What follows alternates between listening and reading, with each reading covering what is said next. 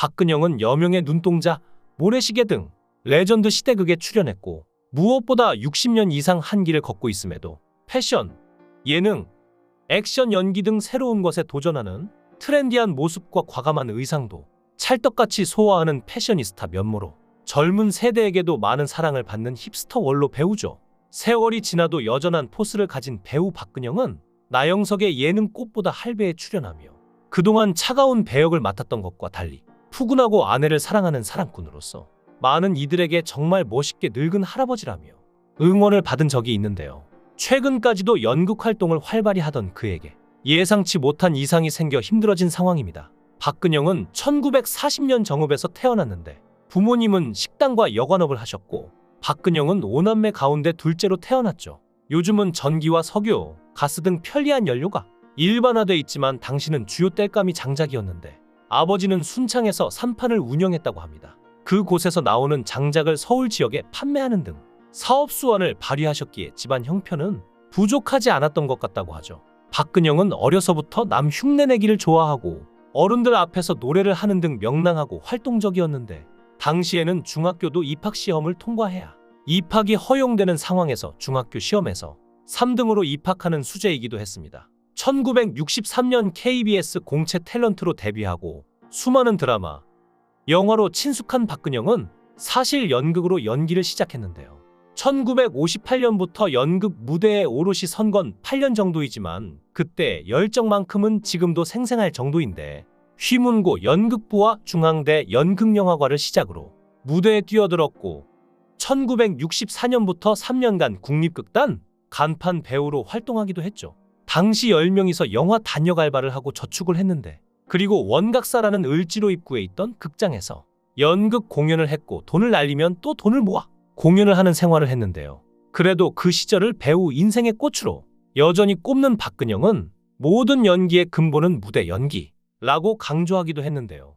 애초에 방송에 연기자로 출연한 것도 연극으로는 돈을 벌 수 없었기 때문이었습니다. 박근영은 1963년 연극에만 전념하던 고집을 꺾고 KBS 공채 3기 탤런트로 방송 드라마와 인연을 맺었는데 만약 먹고 사는 문제가 해결됐더라면 절대 그런 결정을 내리지 않았을 것이라고 회상하기도 했습니다. 사실 너무 눈물겨운 일들이 많은데요.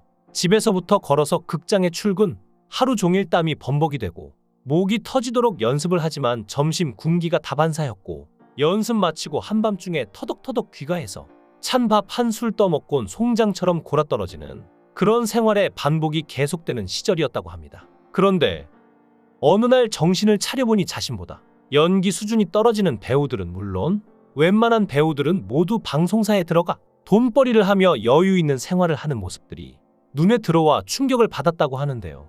오로지 연극 배우로서 한눈 팔지 않고 미친 듯이 살아왔기에 황당한 현실 앞에서 깊은 고민에 빠졌고 공연 작품이 성공해도 여전히 재정적으로 열악한 연극계를 현실의 눈으로 되돌아보았고 배고프고 힘든 연극 배우의 외길보다는 TV와 영화 등 다른 장르 쪽에도 관심을 가져야 한다는 결론을 내렸던 것이죠.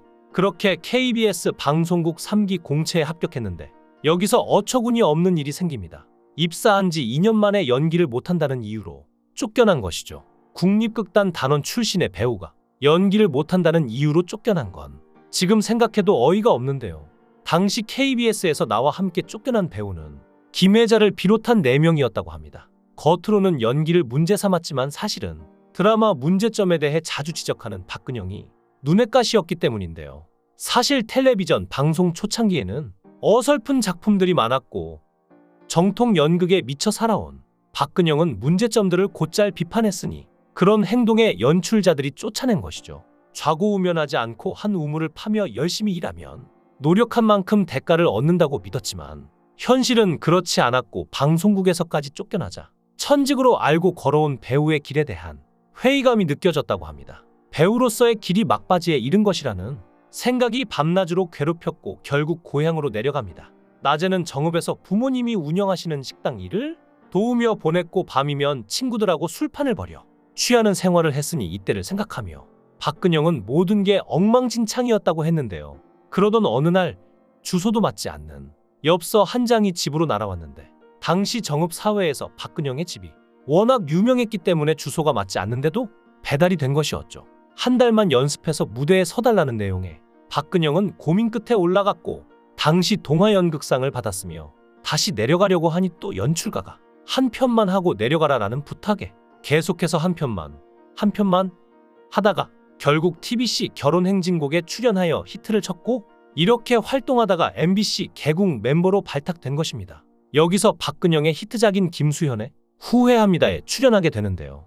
김혜자, 김윤경 씨 등하고 출연한 이 드라마는 대단한 성공을 거두었는데 대중의 인기는 대단했고 박근영은 후회합니다 때문에 가수 하춘화와 공연을 다니기도 했고 하춘화 씨가 대도시든 지방이든 공연을 가면 게스트로 초청해 후회합니다의 명장면 몇 부분을 함께 했다고 합니다. 이렇게 우리가 아는 배우 박근영이 된 것인데요. 박근영은 많은 후배들에게 존경받는 선배이자 닮고 싶은 롤모델로 꼽히는 박근영은 그렇기에 그는 기분 좋은 책임감과 부담감을 느끼며 현장에서 더욱 집중하기 위해 노력하고 있고 또한 박근영은 후배들이 지켜보는 가운데 끊임없이 도전하며 배우의 영역을 넓히고 있는 배우로 남아 있습니다. 그런데 지금은 원조 미남 배우 박근영이 젊은 시절에는 미남이 아니었다고 하는데요. 그때는 노주현, 백일섭 같은 달덩이 인상이 미남이었기에 나 같은 사람은 맞질 않았다며 사기꾼, 기생오라비 역할들을 전전했던 것이죠. 박근영은 나중에 시대가 변하며 멜로드라마를 찍을 수 있게 됐다고 털어놓으며 신구는 미남 라인이 아니다 라고 단호하게 답해 웃음을 사기도 했습니다. 박근영의 연기 인생 시작은 연극이었기에 그는 최근 연극에 출연하며 화제를 모았는데요. 지난해부터 올해에 걸쳐 연극 2편에 잇따라 출연했는데 7년 만에 연극 복귀작이었던 세일즈맨의 죽음에 이어 고도를 기다리며까지 2편 모두 관객의 주목을 받았죠. 특히 또 다른 원로 배우 신구와 함께 출연한 고도를 기다리면은 유례없는 흥행을 기록 중이라 서울 국립극장 다로름 극장에서 전 회차 50회 전석 매진을 기록한 고도를 기다리면은 전국 9개 극장 투어 역시 매진을 기록한 뒤 앙코르 공연에 들어갔을 정도였는데요. 박근영은 관객이 이렇게 고도를 기다리며를 좋아할 거라고는 생각 못했다며 공연마다 객석이 꽉 차고 기립박수를 보내줘서 입이 다물어지지 않는다고 소감을 말했습니다. 하지만 많은 이들이 고령으로 장기 공연에 따른 건강 문제를 걱정하자 그는 평상시 운동을 꾸준히 해서 그런지 컨디션이 좋다며 신구 형님이나 나나 공연을 할수록 오히려 상태가 좋아지는 것 같다고 웃으며 말에 안심할 수 있었는데요. 박근영은 TV나 영화를 하면서도 늘 연극 무대가 그리웠다고 말하면서 이제 남은 삶은 연극에 쏟아붓고 싶다는 열정을 다시 한번 불태운다고 합니다. 또 박근영은 아내를 너무나 사랑하는 애처가로도 유명하죠. 박근영은 지인의 소개로 만난 고향 후배인 아내에게 2번이나 결혼을 거절당했지만 긴긴 구애 끝에 결혼에 성공했는데요. 2008년 아내가 위암 선고를 받아 위기가 찾아왔지만 당시 박근영은 아내의 손을 꼭 잡고 당신 죽으면 나도 따라 죽을 거야 라며 눈물을 흘렸던 로맨티시스트였습니다. 또 아내의 건강이 회복되자 리마인드 웨딩 화보를 촬영했고 하루에 전화를 20번이나 하는 아내 바보로 알려져 있는데요. 박근영은 아내에게 점심 먹었냐? 노래 배우는데 힘들어 죽겠다 며 아들이 느끼하게 하라고 해서 하겠는데 잘된 건지 망신살 피는 거 아닌지 모르겠다 고 애정을 드러내는 한편 아들에게는 몇 가지 문제점을 지적했는데요. 아들에게 자주 연락을 안 하는 게 첫 번째 문제고 둘째는 엄마에게 살갑게 대하지 못하는 거다. 내 마누라한테 잘해야 한다 고 아들보단 아내라는 점을 분명히 말했습니다. 그런데 사실 박근영은 아들, 손자까지 모두 배우로 활동 중인 3대 배우 집안인데요. 박근영의 아들은 사랑의 불시착에서 브로커 5과장으로 활약했던 배우 윤상훈인데 윤상훈은 2004년 그룹 멜로프리즈 멤버로 연예계에 데뷔했고 이후 영화 카트, 조선 명탐정 등에 출연하며 연기자로도 활동해왔죠. 다만 아버지의 후광을 입지 않으려 성까지 바꾸고 활동하고 있는 건데요. 박근영은 자신과 같은 길을 걷고자 한 아들에게는 호적에서 파버린다고 싸우고 난리가 났었다 고 반대한 반면 손주는 키가 180cm가 훌쩍 넘고 준수하다고 자랑을 늘어놓는 등 극과 극 반응을 보였는데요. 박승재는 대학에서 연기 전공을 하는 학생이고 아직 정식 데뷔를 하진 않았지만 할아버지의 영화 그랜드파터 촬영장을 찾았다가 감독의 눈에 띄어 깜짝 출연을 할 정도로 재능이 출중하다고 합니다. 박근영은 나이가 든 지금도 액션물이나 로맨스물에 출연을 하며 다양한 연기 스펙트럼을 보여주는 그야말로 인간 문화재인데요.